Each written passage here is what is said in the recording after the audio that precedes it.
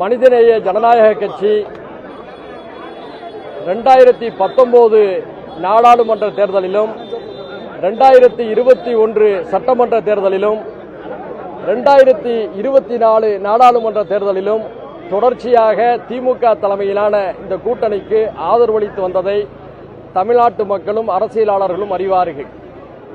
அந்த வகையில் நம்பிக்கைக்குரிய ஒரு கூட்டணி கட்சியின் அங்கமாக மனிதநேய ஜனநாயக கட்சி இந்த கூட்டணியிலே இருந்து வருகிறது. நாங்கள் அரசியலிலே அலைபாய்ந்ததில்லை, அடிக்கடி அணிமாறியதில்லை. கொள்கை ரீதியாக திமுக தலைமையிலான இந்த அணியிலே நீடித்து வருகின்றோம். நேச முரண்பாடுகள் இருந்தாலும் தமிழ்நாட்டை பாதுகாக்கக்கூடிய தகுதி படைத்த ஒரு அரசியல் சிந்தனை கொண்ட ஒரு அணியாக திமுகவை கருதி தொடர்ச்சியாக நாங்கள் ஆதரித்து வருகின்றோம். அதற்கான அங்கீகாரத்தையும் மரியாதையையும் இன்றைய தினம் திராவிட முன்னேற்ற கழகமும் மாண்புமிகு முதல்வர் திராவிட முன்னேற்ற கழகத்துடைய தலைவர் அண்ணன் தளபதியார் அவர்களும் எங்களை அங்கீகரித்திருக்கிறார்கள். இன்றைய தினம் அண்ணன் டி.ஆர். பாலு தலைமையிலான குழுவோடு நாங்கள் பேச்சுவார்த்தை நடத்திய போது எங்களுக்கான கண்ணியத்தையும் மரியாதையும் தந்தார்கள். எங்கள் மீது முதல்வர் அவர்கள் எந்த அளவுக்கு நம்பிக்கையோடும் அன்போடும் இருக்கிறார்கள் என்பதையும் தெரிவித்தார்கள். பேச்சுவார்த்தை சுமூகமாக இருந்தது என்று சொல்லி முடித்துவிடவில்லை, மிகவும் மகிழ்ச்சியாக இருந்தது.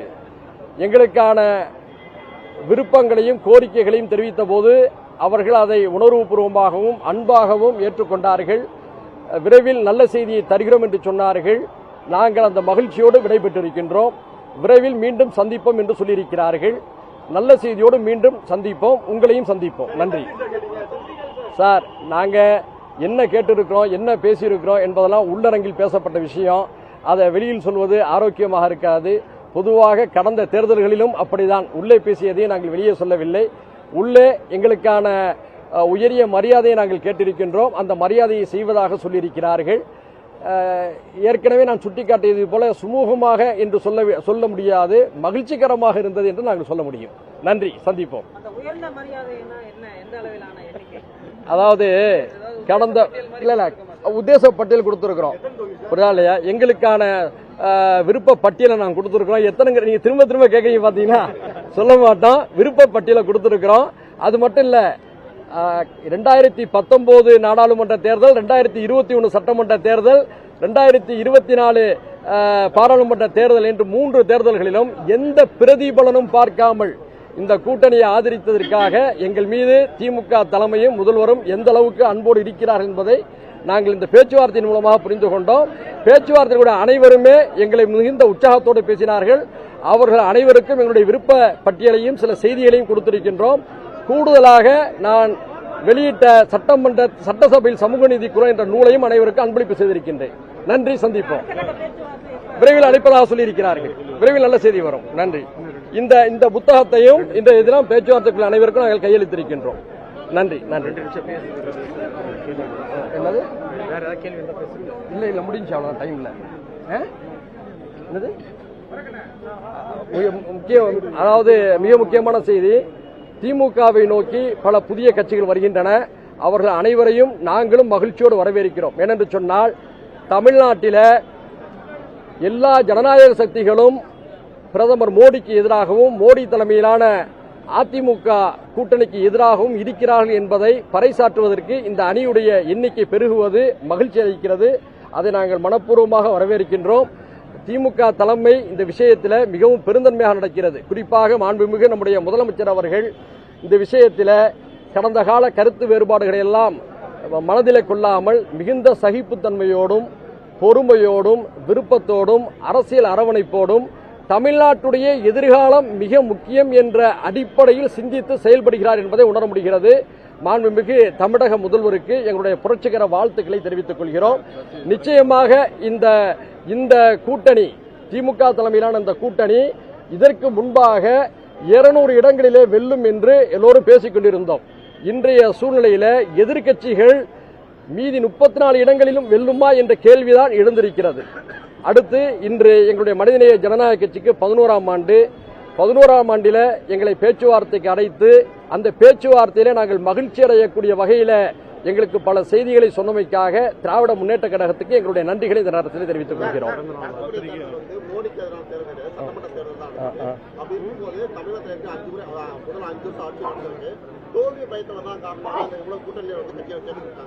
அதல்ல சார், இன்றைய சூழ்நிலையில மாண்புமிகு திராவிட மாடல் அரசுடைய இந்த முதலமைச்சருடைய திறமையான சிறப்பான சாதனை மிக்க செயல்பாடுகளின் காரணமாக தனித்தே நின்றாலும் திமுக தனி பெரும்பான்மையை பெறும் என்பதுதான் இன்றைய யதார்த்த நிலை. ஆனால் அவர்கள் கூட்டணியில ஏற்கனவே உள்ள கட்சிகளையும் அரவணைத்திருப்பதோடு புதிதாக பலரையும் அரவணைப்பதற்கு என்ன காரணம் என்று சொன்னால், மோடிக்கு எதிராக தமிழ்நாடு இருக்கிறது, தமிழ்நாட்டுடைய அரசியல் கட்சிகள் இருக்கிறார்கள், தலைவர் இருக்கிறார் என்பதை காட்டுவதற்காக அவர் எல்லோரையும் அரவணைக்கிறார். இதை நீங்கள் ஒரு உயர்ந்த அரசியல் பண்பாக கருத வேண்டும். அது மட்டுமல்ல, இந்த தேர்தல் தான் திமுகவும் அதிமுகவும் நேரடியாக மோதக்கூடிய தேர்தலாக இருக்கும். அடுத்த தேர்தலில் அதிமுக 2வது இடத்தில் இருக்குமா என்பது மிகப்பெரிய ஒரு கேள்விக்குறி. ஏனென்று சொன்னால், உறவாடி உரையாடி அதிமுகவை அடிப்பதுதான் பாஜகவுடைய திட்டம். தெரிந்தோ தெரியாமலோ அதிமுக அந்த சூழ்ச்சிக்கு பலியாகி இருக்கிறது. ஏனென்று சொன்னால், கடந்த காலத்தில் பாஜக ஒரு முடக்கத்தை வைத்தது. கலகங்கள் இல்லாத தமிழ்நாடு, கவலைகள் இல்லாத தமிழ்நாடு என்ற முடக்கத்தை வைத்தது. அந்த முடக்கத்தின் அடிப்படையில் முதலில் உறவாடி அதிமுகவை அடிப்பது, அதன் பிறகு இதர திமுக உள்ளிட்ட இதர திராவிட கட்சிகளை மோதுவது என்பது அவர்களுடைய திட்டம். முதல் கட்டமாக அவர்கள் அதிமுகவை அடிக்க தொடங்கியிருக்கிறார்கள். எப்படி பீகாரிலே நிதிஷ்குமாருடைய நிலை பரிதாபகரமாக மாறியதோ, எப்படி மகாராஷ்டிராவில் சிவசேனாவுடைய நிலை பரிதாபகரமாக மாறியதோ, அதே நிலைக்கு இப்போது அதிமுக சென்று கொண்டிருக்கிறது. அதிமுகவுக்கு எங்களுடைய அனுதாபங்களை தெரிவித்துக் கொள்கிறோம். அதிமுக தொண்டர்கள் மிகுந்த கவலையில் இருக்கிறார்கள் என்பதுதான் உண்மை. அவர்களுக்கும் எங்களுடைய அனுதாபங்களை இந்த நேரத்தை தெரிவித்துக் கொள்கிறோம். தமிழ்நாட்டுடைய அரசியல் சமநிலைக்கு திராவிட கட்சிகள் தான் வலிமையாக இருக்க வேண்டும் என்பது எங்களுடைய விருப்பம். ஆனால் அதிமுக அந்த உணர்வுகளை எல்லாம் புரிந்து கொள்ளாமல் பிஜேபி சூழ்ச்சிக்கு பலியாகி இருக்கிறது, சந்தர்ப்பவாத அரசியலுக்கு பலியாகி இருக்கிறது.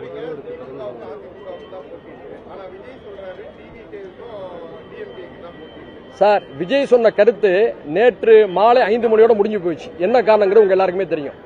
சரியா? நன்றி. மாண்புமிகு முதல்வர் அவர்களுக்கு நாளைய தினம் பிறந்த தினம். மாண்புமிகு முதல்வர் அவர்கள் 100 ஆண்டு காலம் நீடூடி சிறப்புடன் வாழ்ந்து தமிழ்நாட்டுக்கு பணி செய்ய வேண்டும் என்று மனிதநேய ஜனநாயக கட்சியின் சார்பில் முன்வாழ்த்துக்களை தெரிவித்துக் கொள்கிறோம்.